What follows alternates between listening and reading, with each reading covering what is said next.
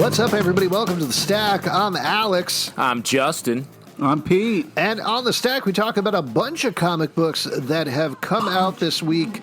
Whether it's Tuesday or Wednesday, it doesn't matter. We still just love comics. We love talking about them. I think it does. Days of the week do matter. No, Not true. No, not currently, Pete. Yep. Name the day. Name the day really quick, fast. Wrong. 6/9. It's Thursday. 6/9, exactly. 69. That's always on your mind. Hey, Pete. Nice. Ah, you're fucking creepy, man. I'm the creep. You're the one who said 69, Pete. No, I said June 9th. You Yeah, fucks. all right. Try to pass it off now. Tell you what, let's get into it. Let's talk about the comic books instead of talking about what a creep Pete LePage is. Oh, Exactly. That guy's the weird one. Adventureman This is number gonna one be from fun. Image Comics, script by Matt Fraction, pencils and colors by Terry Dodson, and inks by Rachel Dodson. So this is a, as you can probably figure out, entirely new title from Matt Fraction and the Dodson. So it's a powerhouse That's right. team. I got to tell you, first of all, this book is great. Second of all, I spent the first half of this book being like, what's the twist? What are you doing? What's the twist here? Come on, give me the twist. And thankfully, it did come halfway through. I'm not 100% sure if we want to spoil it. I guess we'll get there. But I was so happy when it did come, and I love where this title is going. And even more than that, I love Matt Fraction's explanation of how the title came about in the back matter. I'm very much on board with this book. What do you guys think? I mean, it's beautiful. I didn't understand what was happening for a lot of it, but I'm glad it kind of like at the end slowed back down a little bit so we can kind of like build from there, because it was a lot at once and then kind of all over the place, and then was like, okay, this is where we're going to start from. So I was like, okay, cool. Moving forward, we can work with this. I think it does a great job of being like, look at this fucking insane world that we'll get to again, but we're going to kind of start slow. So, I mean, obviously the art's amazeballs, but this is an interesting book. I really like this. To what you're saying, like it very much starts in a world of like the Shadow type hero and the type of heroes he would have around him. And a great epic battle, beautifully done by the Dodsons. And then you get a total pivot in the center to something that is super interesting and detailed. And I'm very curious to see like where it spins, because it doesn't exactly go where you expect. It sort of takes a little bit of a different direction. So I'm really on board with this. Yeah. Also, like, you should pay attention when someone walks in your store, you know? Look up. You know? Sure. Fucking see who's walking in your store. Yeah, that's a very specific plot point that you're calling on. I think the best way of describing it, or one way of describing it at least, is like Doc Savage meets the Never-Ending Story is what it struck me as. What? Oh, that's good. Yeah. Wait, what? What do you mean, what, Pete? There's no fucking flying dragon in this. Not yet, but spoiler Show me time. a fucking Falcor, and then you can say never-ending story. There's no fucking rock monsters like, these hands look like strong hands. That doesn't happen. Sure, right? there's no horse that drowns or anything like that. Yeah, there's You're no right, part Pete. where it's like, holy shit, it's on us. We're reading the story. We got to save Yeah, the day. I guess mean, Alex was wrong when he said this is a book that is exactly the never-ending story. Okay, yeah. That's where he made a mistake. That was his mistake. It has elements of both of those things, and I do think it's very well done. I mean, to the crazy point, the thing that Matt Fraction talks about at the end of the book, which I think is so different for him, and I'm so excited to see, is he says, based on this concept, he realizes anything can happen in this world, and that's what it feels like. That basically he just started writing and is going to see where it takes him and then try to make it all link up by the end.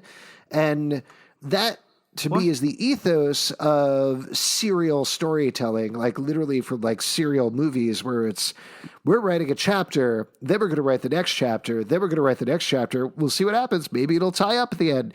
Or even like Charles Dickens writing word by word and seeing where he gets to. that's great, and that's so freeing for him, particularly for a creator that's like so like you look at the Jimmy Olsen book where it's told 12 issues told insanely out of order that's slowly coming together over the course of this. This must be so freeing and wonderful for him, and you could feel the lightness throughout the book. Wait, so you're saying Charles Dickens was like, okay, I'm going to start with the. And let's see, no idea beyond that. I'm going to go with hat. Okay, so we have the hat.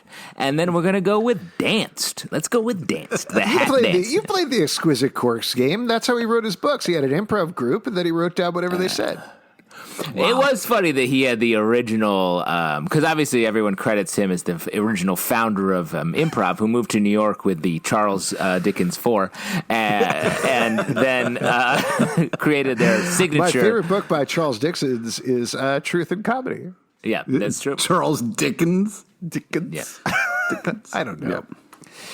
Anyway, this book is great. Definitely pick it up. Next one up from Marvel Comics, New Mutants number 10, written by Ed Brisson and art by Flaviano. This is taking place in an Eastern European country. A new mutant has gotten kind of crazy, created a bubble that takes everybody into their nightmares, and the New Mutants are trying to work on it. Meanwhile, outside, the humans are like, oh, this is fake news. This is mutant propaganda, and that's basically what's going on. Pete, you raise your hand. What's going on? Yeah, oh, man. Wasn't it nice for the X-Men just to get off Fuck Island and get back into the world and, like, do things and, like, have an adventure that didn't involve some kind of fucking bullshit island? I fucking love this. It was nice to have this comic back and doing things that aren't just weird Fuck Island shit. I was very excited about this issue. Let me just say, Pete, if you've ever been to Fuck Island, you don't want to leave.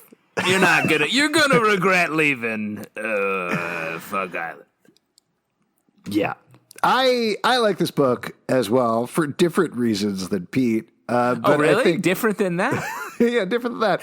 I like taking a weird mutant power and spinning it out and seeing where it goes. I like the propaganda aspects of the storyline, where you have the prime minister of this country being like, come on, they're just faking this, which feels very on the nose and very current to me. Did you like the recipe stuff? Did you like the cooking tips? I did like the recipe, and I'll tell you what, I want to make that. Yeah. Yeah? Yeah. What is it? It was like a vegetarian stew. It had a very specific name, but it was Glob's vegetarian stew. So, good stuff. Cool. Yeah, I like this a lot. This felt like sort of classic X-Men stuff, still using all of the current continuity. I like the way they're like, oh man, Wildside's here. Who wants there was a lot of Wildside shit on Wildside. Well, Wildside's like a villain, sort of a shitty laksa, Glob's vegetarian laksa recipe. Wildside's like a shitty, I think, Mutant Liberation Front villain who was just a henchman. Yeah, because basically. of the new status quo villains, there's no villains or heroes. It's just all mutants living on Fuck Island. So that's a reality show that I hope happens. Fucking live with it. You got Wildside now. I like it. That's why I said I liked it. Me too. All right, next up, X-Men Fuck Island number 92. Great issue. Lots of fucking. Yeah. Oh, boy. Right, Still got it. Batman number 2 from DC Comics, written by James Tynion IV and art by Guillem March. This is finally bringing Punchline, the heavily hyped Punchline, into the fray, going up against Harley Quinn and Catwoman, as Batman is tracking down, both the Riddler and the Designer, who have been going up against him. Just another great issue of this book. James Tynion is knocking it out of the park. Yeah, this is so great. Just the whole thing of Catwoman being like, Harley, just the build up to the Punchline Harley Quinn kind of showdown, and then just kind of sitting in for a minute before they start fighting. That was great. And then just love the Batman Riddler stuff. This is a real fun book, and there's a lot of layers to all the things going on. So it's exciting to see how this is all going to unfold and how Batman's going to deal, because while this whole designer thing that's happening, also the Joker's got a plan that hasn't been revealed yet. So it's some great stuff going on. Yeah, James Tynion is such a great. I feel like he is just a meticulous writer, and the way in this his Batman writing so far he moves the chess pieces down the board like just so. That's not a great analogy. He like pushes the car down the road. Shuffleboards. No, I don't. What a game where you have to push multiple things down the board at the same time. Like he moves them all. Yeah, Frogger. He moves every little piece a little bit each issue in such a smart way, while still having great big fun moments like the Harley punchline confrontation here. And I want to give a shout out to Guillem March's art, who does a great job. I almost thought it was two separate artists on this, but the different styles on the Harley punchline stuff versus the Batman Riddler stuff is so great. It's so cool to see the stretching in those two different directions in the issue.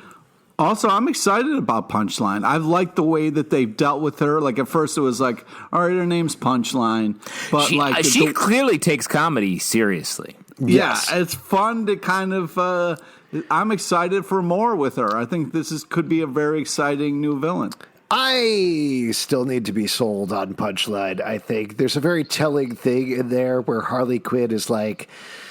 Listen, babe, in a couple of years, let's go have margaritas and just kind of chat about everything. And that, to me, felt like a very meta reference to, we'll see if you last as a character. Let's see what happens. Well, I don't know, man. I think you put your own shit on that. I think that was just kind of like, hey, I've also dated the Joker, and we can kind of like dish and, kind of gripe or whatever. I don't know. Why don't we have Harley Quinn confront the other version of Harley Quinn that also exists in the DC universe? Because it definitely feels like fully in that pattern of like, okay, here we go again. Yeah. But we'll see what happens. Again, I still need to be convinced of her, but I certainly... Fuck you, man. I'm... Oh my God. All in the tank for Punchline already. That's crazy. Yeah. Huh. Well, it's just, you just being like, I'm not convinced of... But fuck you. That was an amazing... You don't have to be convinced of anything, all right? That was an amazing impersonation of me, Pete. I felt like I was listening to myself just there, so thank you. And let's not move past the fact that Pete is famously always convinced about everything in comic books. Yes. That's a good point. Let's move on to talk about one of my favorite books right now, Stealth #2 from Image Comics, written by Mike Costa and art by Nate Bellegarde, excuse me.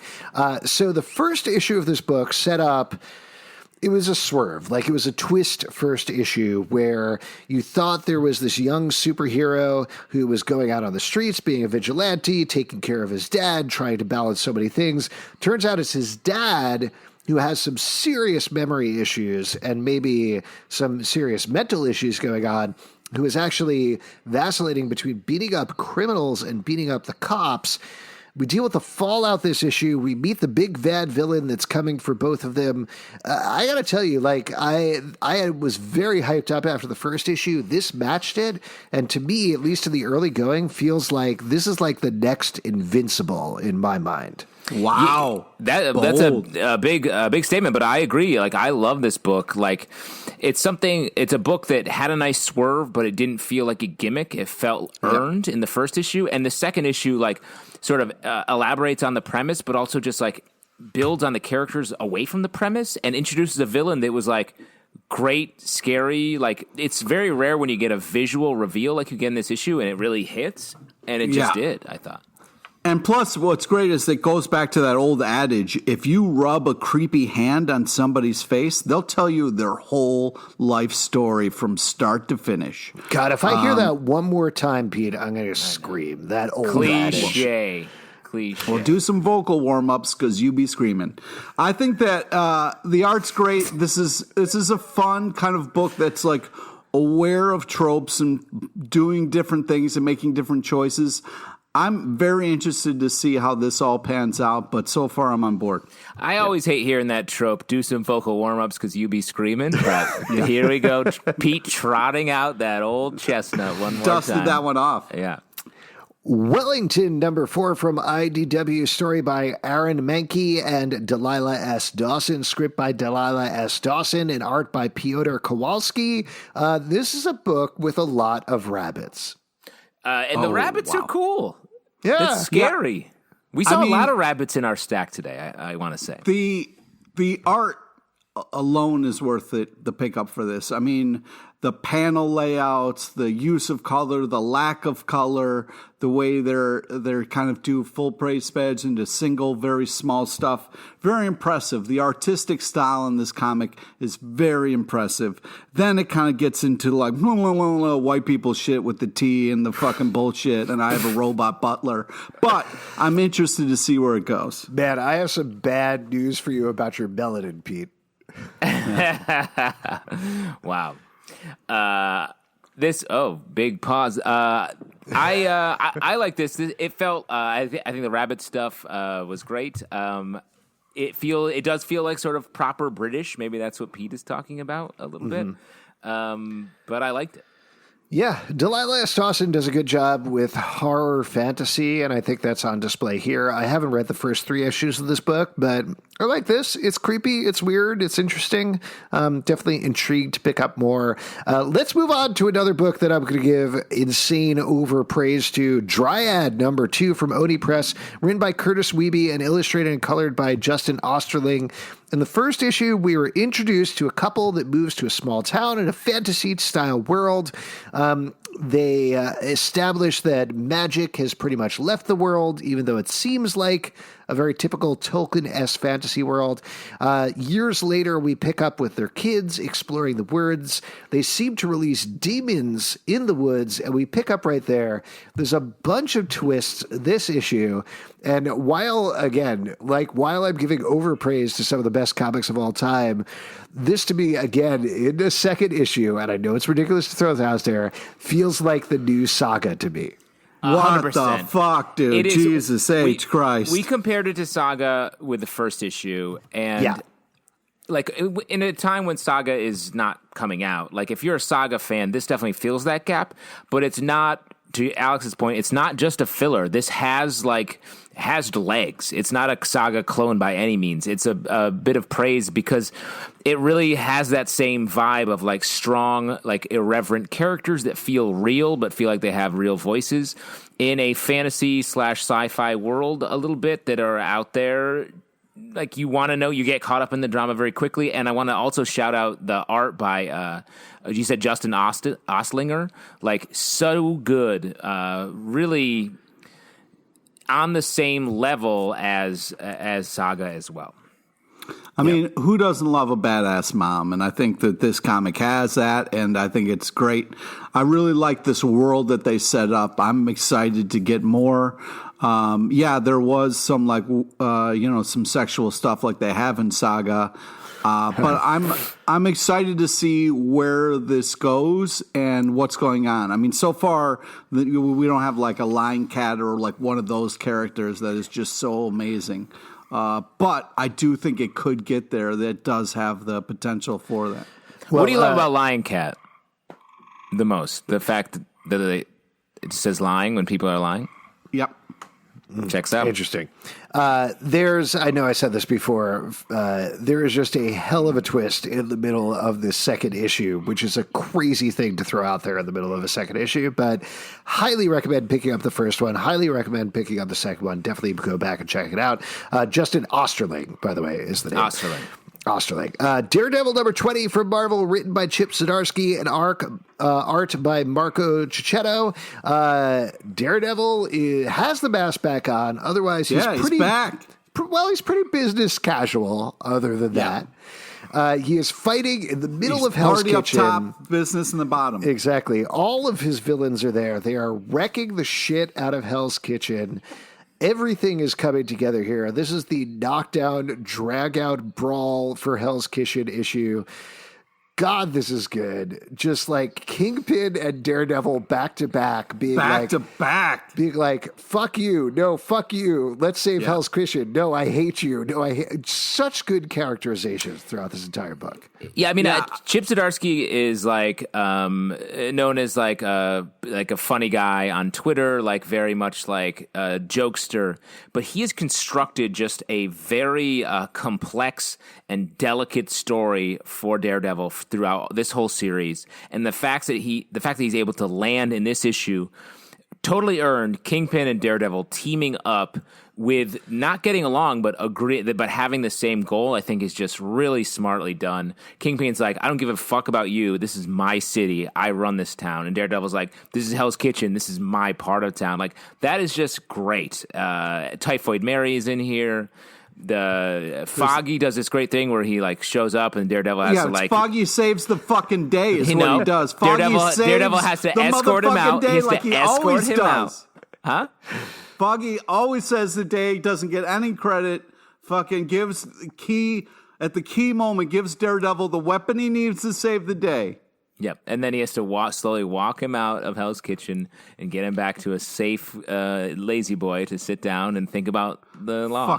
Fuck you, man. You got to give Foggy Did either of you guys, not to get like too political or current on here, but did either of you guys reading this issue like seeing Kingpin fighting for Hell's Kitchen to be like, no, I got to save the city? Did you think about Mayor de Blasio at all? Because I couldn't read this issue and Same be guy. like... Same guy. 100%. Could you imagine de Blasio being like, I'm in the middle of a brawl fighting stuff? Because I can't. Yeah. I want to say this was like... Oh, I'm sorry. I forgot you're in Philly now, Pete, so you don't care about our New York issues. Yeah, come on. What about New York City? First off, I don't think fucking... de Blasio and Kingpin, okay, all right, fine. But like the fact that de Blasio would roll up his sleeves and get in a brawl is just too ridiculous for me to even envision. He works out at the Y all the time. Yeah. Oh, great for him. That's good for him.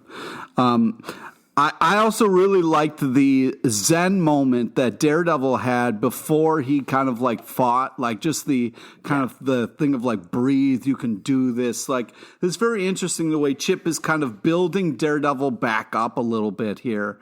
And also it was a weird turn at the end, but it's that classic thing at the end of comics where you're like, I don't know if this is real or not, or if they'll do this in the next issue. Oh, but it's real. I think it 100% pays off Matt Murdock's guilt. I think it's definitely real, and we're going to see that in that's the next arc, I bet. But I do love how huge Kingpin is drawn in this comic. It's really fantastic, especially when it's like back-to-back with Daredevil. It was really cool. He got into crime to afford the suits that he wears. It's true. You got to get a tailor. You know what I mean? Because, Rochester Big and Tall is going to try to take care of you, but I don't know if they got stuff like that. Oh, Pete, were you born in Rochester or were you born in Rochester Big and Tall? Where are you from? That's actually the only hospital that they have there. Yeah. They only the biggest and tallest get medical assistance in Rochester. Ian Fleming's James Bond #5 from Dynamite, written by Vita, Ayala, and Danny Laura, art by Brent Peeples. This, to me, and I say this very fondly, is like Archer, but serious.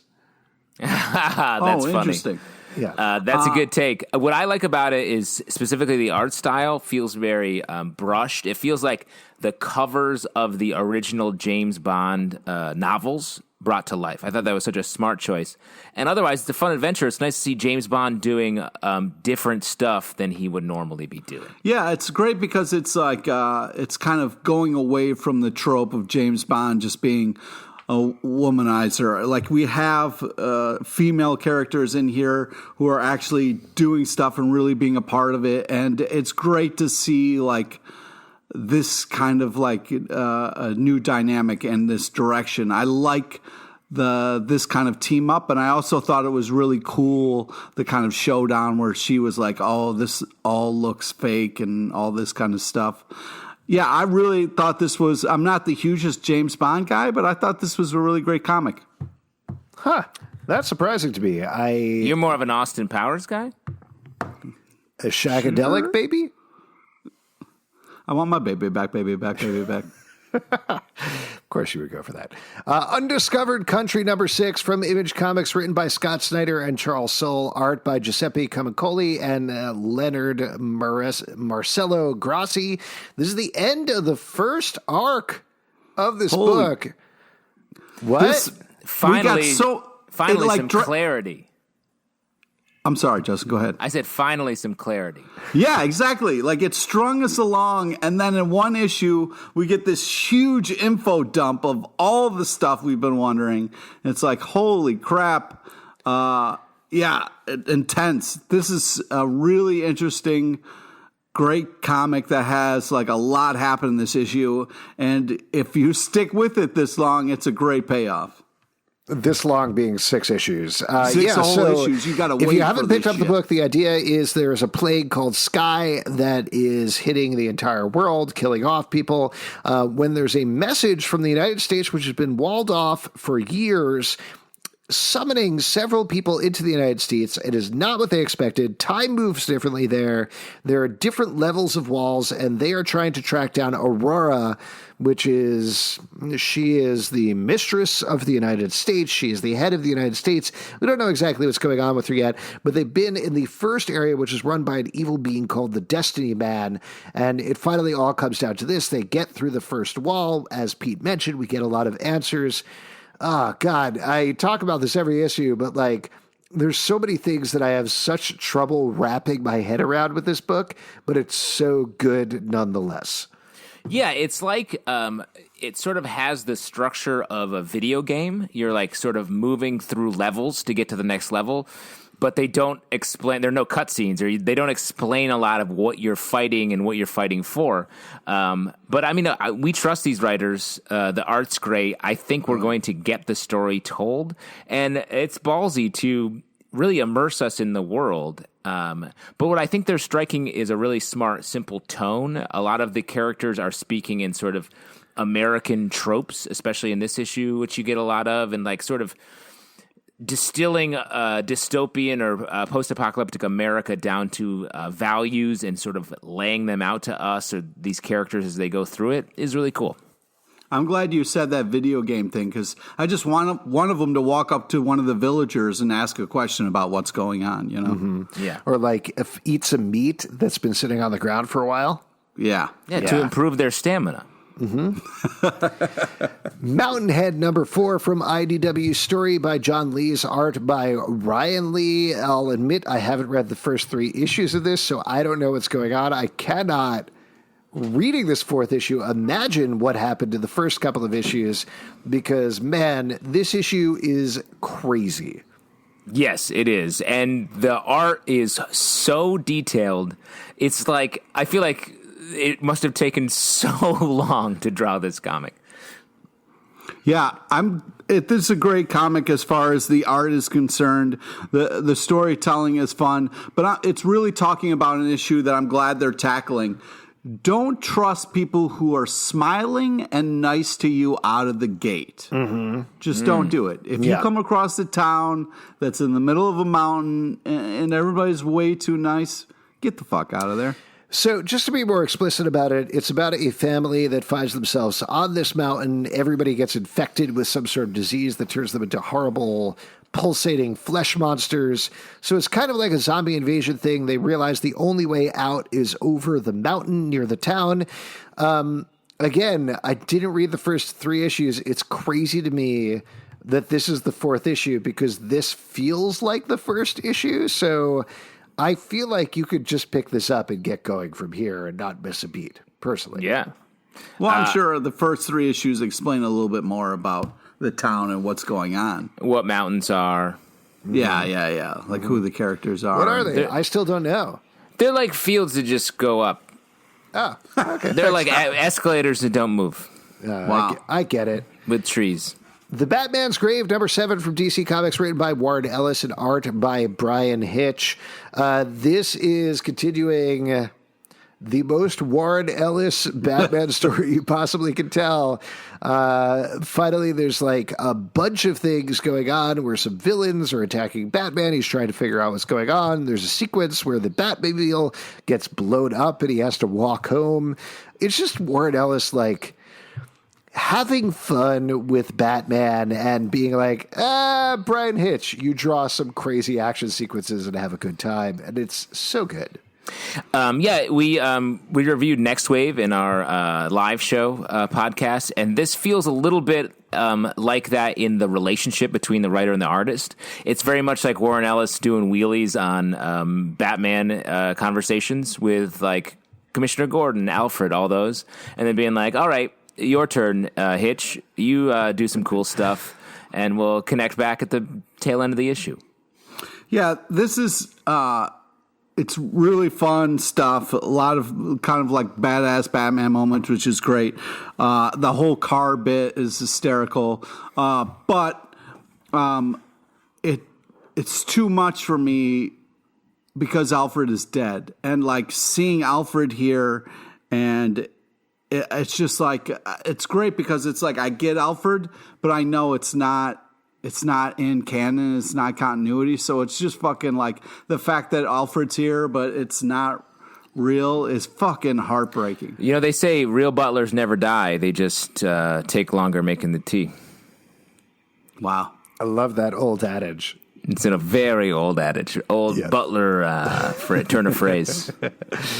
Miles Morales, Spider-Man number 17, written by Saladin Ahmed, pencils by Carmen Carnero. Now, this is picking up on the Outlawed storyline that started before coronavirus and then got put on hold and is now, I guess, being picked up again, where teen superheroes have been outlawed.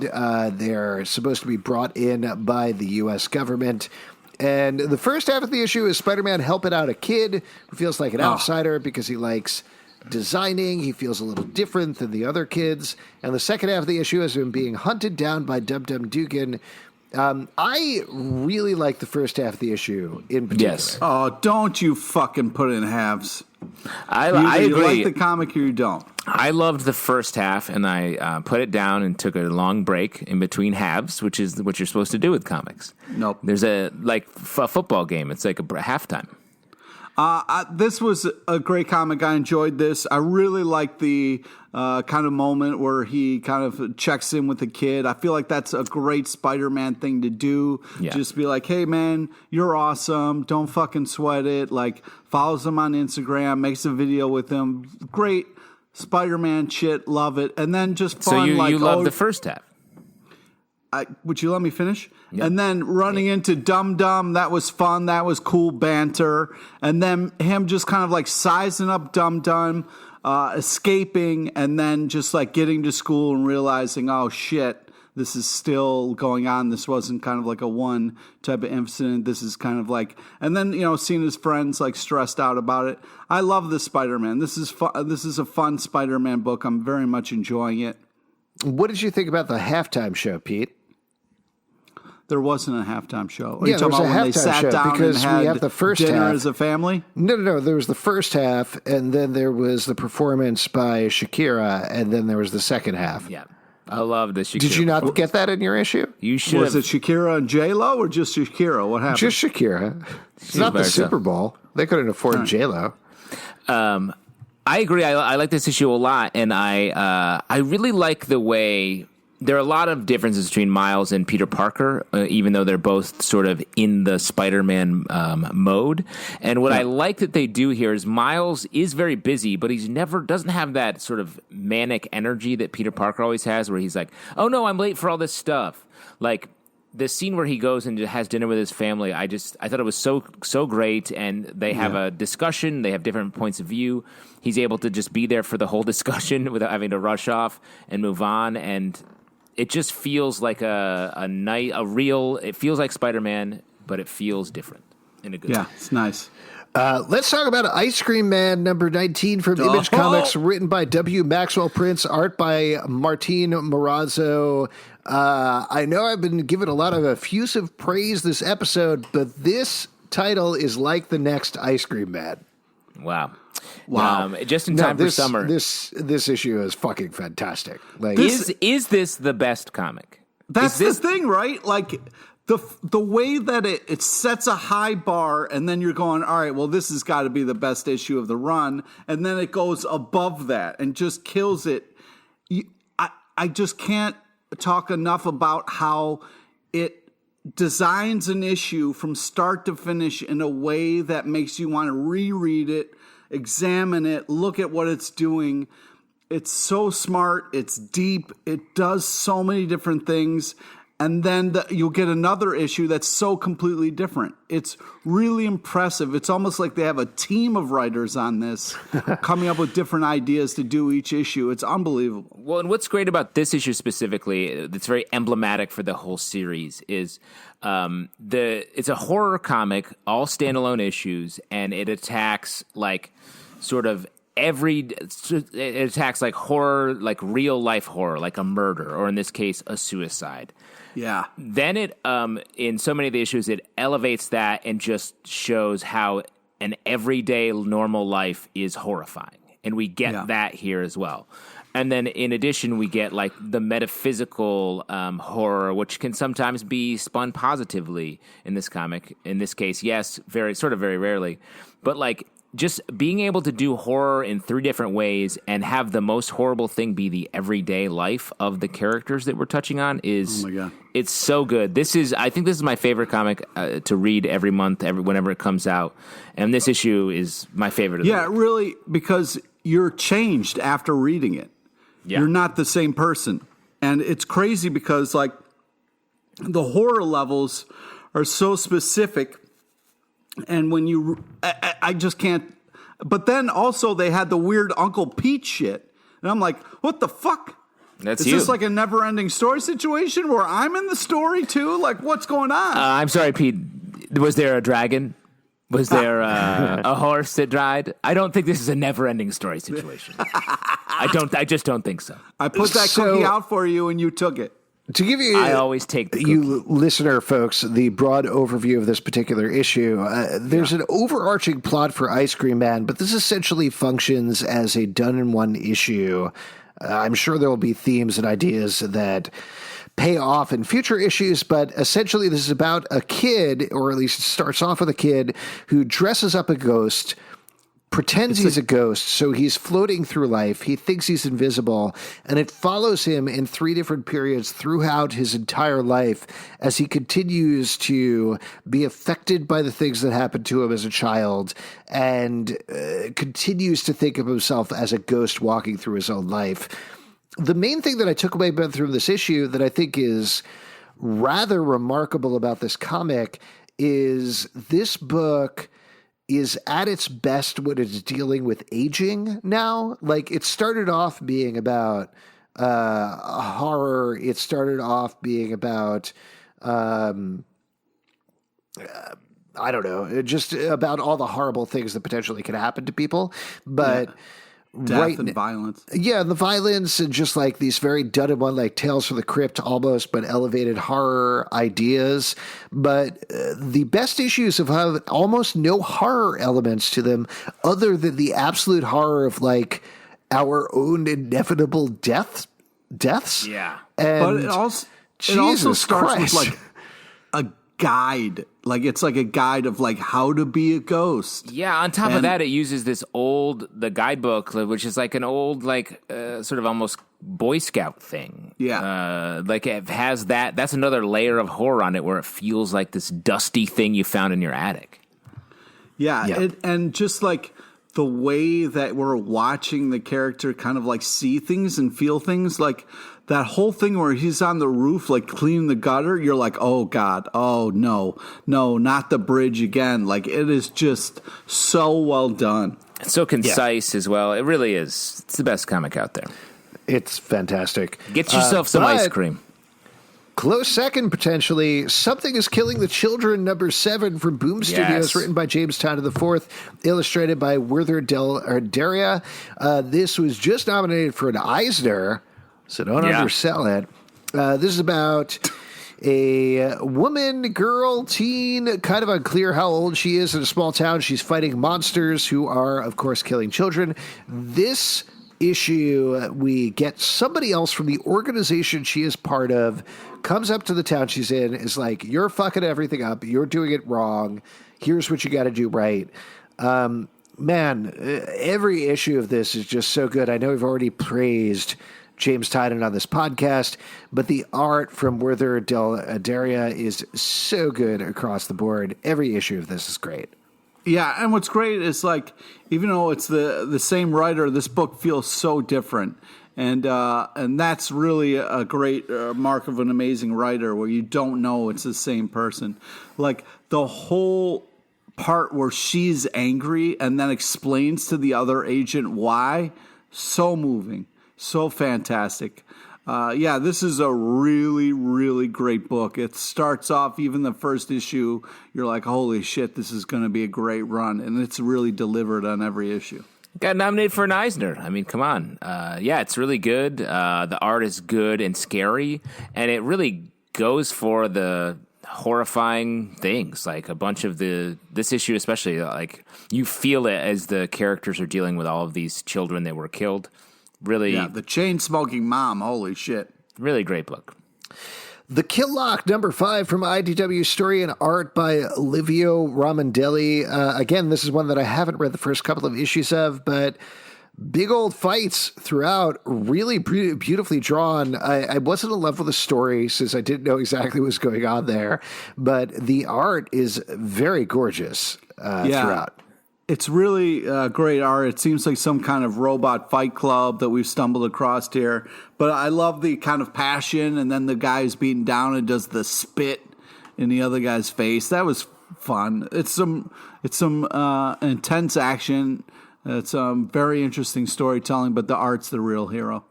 I like this a lot. I think it's four robots that are sort of paired together from different circumstances, paired together after they've been shunned by society for different reasons. It feels a lot like, if you're a fan of Descender or Ascender, very much in line with the robot characters of that, like Driller, who's a real killer. Like, that vibe is definitely here. And the story I thought was great. Like, you don't know much about these characters. You can, even though they don't have mouths, you can really feel what they're feeling. And the sacrifice at the end of the issue is just really great. Really well done. That mainly reminded me that in the last issue of Ascender, which was months ago at this point, Driller showed up, which is exciting. Oh, Can't my wait. God. I'm so excited. Bitter Root #8 from Image Comics, created by David F. Walker, Chuck Brown, and Sanford Green. This takes place in a world where monsters are real. Folks are fighting those monsters. Pete, I know you're a big fan of this book. What did you think about this issue? You want to talk about an award-winning book. This book is unfucking believable. Has it won an awards? Amazing issue. What's that? Has it won awards? Nah, it will. It will. Give it time. Okay, I Give see it what time. you're saying. People are slow to catch on to this, but it's really fantastic. This issue is amazeballs. We kind of get the thing where the teams split up to kind of go their separate ways to kind of win the day.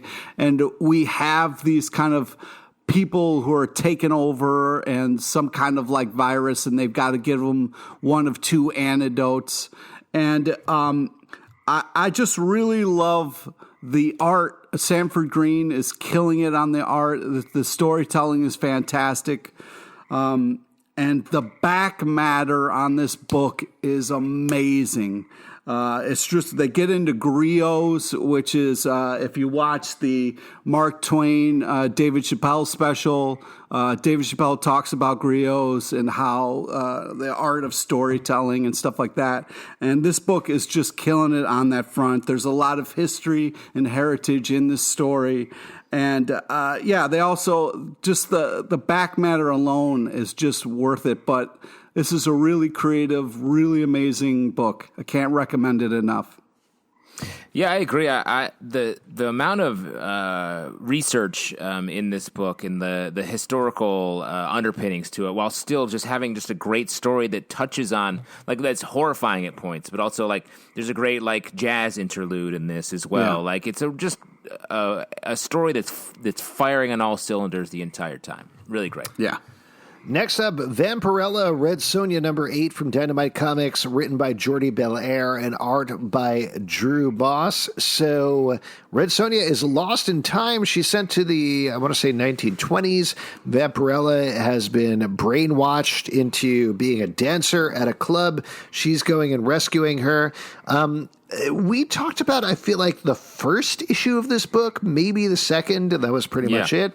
But this is very good. Like, I think Jordi Belair drills in on these characters very well. The art by Drew Moss is great. I love all the 1920s skidoo type dialogue that happens throughout it. I'm not a huge fan of either Red Sonja or Vampirella, but this comic is good. Yeah, what I really like what they're doing is they're not doing the TNA and all that bullshit. They're really going all in on the storytelling and focusing on these characters and the bond that they have, which is great. And it's a fun, cool story that involves these characters, and you don't know what's going to happen. There's so many twists and turns and so many different levels to stuff. But yeah, I think this is really impressive, and I'm glad they're kind of going away from just being like, hey, teenage boys, check out some TNA, and they're doing some great storytelling. Yeah, but I think there is like sensuality or sexuality is mixed up, especially with these characters. So the fact that the story gets to that in a way that actually feels like it's part of the story and is interesting, as opposed to just like super obvious and there just to titillate. Like I think that's really smartly done here, and yeah, it's a really great, like, they're sort of falling through time aspect of this comic is great. I liked it a lot as well. Next up, Excellence, #7 from Image Comics, created and written by Brandon Thomas and created and art by Carrie Randolph. We've talked about, I think, every issue of this book, but almost, yeah. In case you haven't picked it up yet, it takes place in a world where there's a secret society of magical people. They are all black, and one of the people in the society is rebelling against it, rebelling against the sort of like caste levels of the society where women are locked off, different people are at different levels, and this issue basically is trying to like set up his revolution, but check in with everybody beforehand. So he uses a spell to split himself into 4 so he can visit 4 different places, throw the people who are pursuing him off of him, and also check in with the people he loves at the same time. I love how specific every single issue of this is with a different aspect of the magic in the book. It's so smart, and Carrie Randolph's art is phenomenal. Yeah, I mean, go ahead.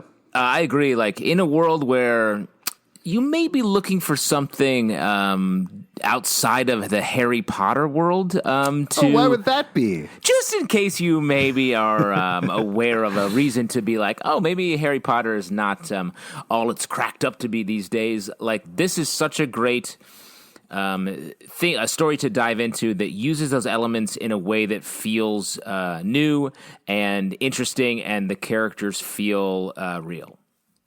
Yeah, I like Justin was saying earlier, like, this does such a great job of moving chess pieces around in a way that is so smart, and it's entertaining to watch. Like, you're kind of watching magicians try to outsmart each other and kind of setting these little traps and stuff.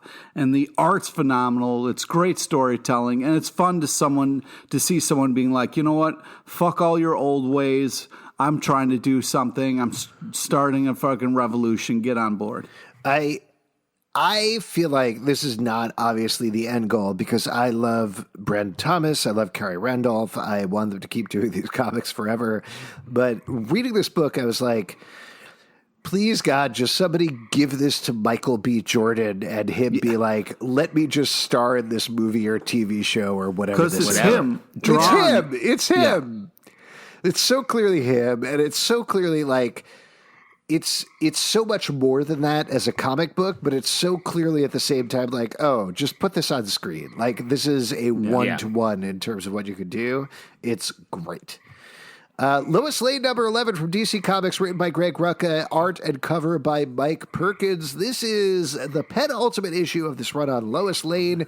Not what you would expect from a Lois Lane book, I think, but she is teaming up with a bunch of folks to take down a villain called The Kiss, I believe, who has been targeting Lois Lane, among other people. She is teaming up with these other women, and they figure out mostly everything, but the setup at the end of the issue is Lois Lane is about to lay it all out like the good detective reporter that she is. So unexpected the way this series went, but so good at the same time. Yeah, this is really taking some great creative swings. I love the direction it took. I love putting Lois Lane in this power position of being the badass that she is.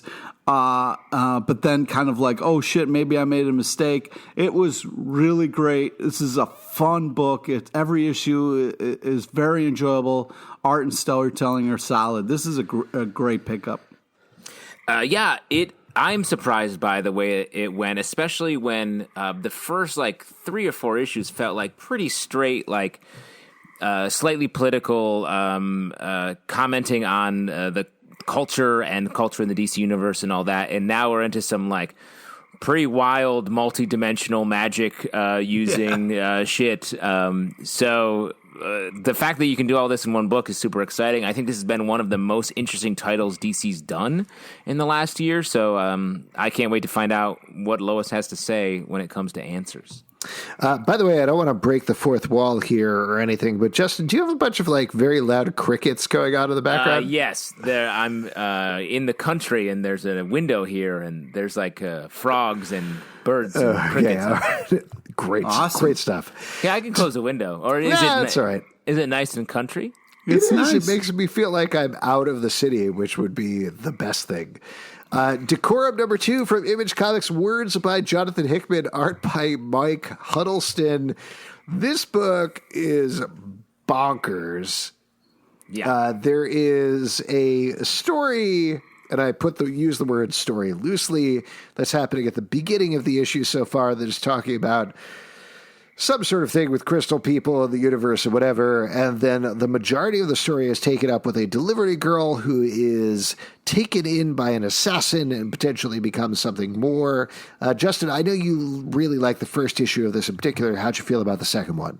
I mean, truly, this issue proves it even harder. Like, this is Jonathan Hickman being like, oh, I like what I did over here on X-Men. Where I have this sort of story and I do a bunch of different chapters and they don't all connect necessarily. And then I do a bunch of like prosy things in the middle that are sort of infographic-y, but also just like little bits. What if I did that where I didn't have to follow any sort of continuity or have an editor tell me what the fuck I'm doing? And that's what this book is. This is truly his X-Men Krakoa style jam sesh, where he gets to go wild with in the universe with a Kitty Pryde type character who is out there doing her own thing. And if you like the X-Men run that he's doing, this is like it cut loose. Yeah, I mean, as soon as it started with the symbols and all that stuff, I was like, come on, Hickman. You know, we know this is your fucking bag. You don't have to lean into it this hard. But I made a mistake because this is the part where it got all like Downton Abbey and the fucking robot butlers and stuff like that. Great. Oh, when you said that before about Wellington, you were actually talking about this book. Yeah. Gotcha. Rick and Morty Go to Hell, number 1 from Oni Press, written by Wright and Ryan Ferrier, illustrated by Costanzo Orza. Or Azad. There we go. So this is exactly what it says for the title. This is Rick and Morty. If you're a fan of the TV show, they end up in hell. They're not quite sure why they're there or what happened. Of course, Rick does not believe they're in hell. Morty absolutely thinks they're in hell, and they work through from there. I think this is fun. I think this channels the sense of the show. There's some good bits throughout here. I enjoyed reading this book. Yeah, I felt like it was very much, felt like a Rick and Morty show in comic book form. The only thing that bothered me was the whole issue. Rick was like, nope, not, you know what I mean? Like, come on, guy. Like, I got to read another issue before you're finally like, okay, we're in hell. Could you imagine if there was an entire show where one of the characters on the show just said no and fuck you the entire time? That would be very disappointing for everybody, right, Pete? That's true. Really anti-improv. Weird. I never thought about it like that. Oh, wow. Drinking a beer. Cat, I Long wish you sip. all could see this at home because it's Oh my God, he's pouring. He's not even drinking. He's pouring it all on his face, all over his shirt. He's just like luxuriating in this beer. Oh my God, now he's taking off his shirt because it's all wet and he's kind of like rubbing it into his chest here. He's very hairy. Very hairy. That beer goes all the way down. What did you think about this one, Justin? I mean, it's good. To your point, it feels, if you're a fan of the show, like Rick and Morty is a show that, and this is like sacrilegious a little bit, but I haven't watched it. It's a show that I haven't. Really? Dude, Yes. what all the free time that you have right now? What the fuck, man? No free time. It's a show that I definitely want. I've seen a couple episodes, but I haven't really just committed to Did you it. see Pickle Rick? No, I know about Pickles. Overrated. I know about Overrated, Pickles. No. Pickle Rick is a very touching episode, you asshole. It's a very good episode, but it's not the best episode of the show. Yeah, but it's a famous episode. Here's what I'd say is the one thing that hurts this is it's weird reading it in comic book form because they're trying to repeat the speed of the back and forth and the overlap of Rick and Morty, and it doesn't quite work in the comic book form. I think Ryan Ferrier does a good job of trying to ape it, and he mirrors it as much as possible, but you don't get that, like, even though it's Justin Roiland doing the voices, it's just they're overlapping and you don't get that there, which is a bit of a bummer. But in terms of the humor and everything else, it all tracked, and I think it's good. And Great. Justin, you should watch it. You should check it out. I'm going to. I will. I'm definitely going to. There you go. All right, folks. Thank you so much for tuning in. If you like to support us, patreon.com/Comic Book Club. Also, we do a live show every Tuesday to Crowdcast and YouTube. Come hang out and we will chat comic books. comicbookclublive.com for this podcast and more. iTunes, Android, Spotify, Stitcher, or the app of your choice to subscribe and listen. Pete, what did you want to say? Well, just be careful if you choose YouTube or Crowdcast, because apparently people are really into those specific platforms, so you can't just willy-nilly go back and forth. You got to choose a team or a side.